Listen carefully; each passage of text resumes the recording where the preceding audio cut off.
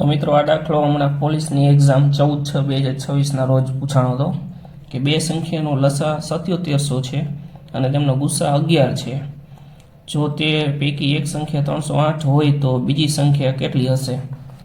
તો આના માટે એક સૂત્ર છે કે બે સંખ્યાનો ગુણાકાર એ લસા અને ગુસ્સાના ગુણાકાર જેટલો જ થાય.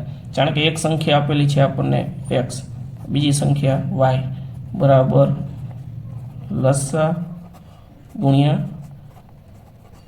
ગુસ્સા. તો x આપણને આપેલા છે 308, y આપણે ગોતવાના છે, લસા આપણને આપ્યો છે 7700 અને ગુસ્સા આપણને આપ્યો છે 11. તો હવે 308 ને આપણે જમણી સાઈડ લાવશું એટલે એ છેદમાં આવી જશે 308. હવે 11 ભાગ્યા 308 એટલે 11, 28 ભાગ ઉડી જશે તેનો. હવે 7700 અને 28નો ભાગ ઉડાડવા માટે પેલા આપણે આ 7700નો ભાગ પાડશું 11 ગુણ્યા 700. તો 7 ચોક 28, અહીંયા 100 વધશે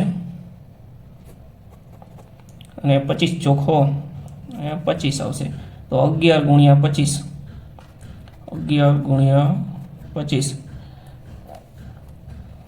તો આનો જવાબ આવશે 275. તો આમાં A B C D માંથી 275 નથી, માટે આનો જવાબ આવશે ઉપર પૈકી એક પણ નહીં.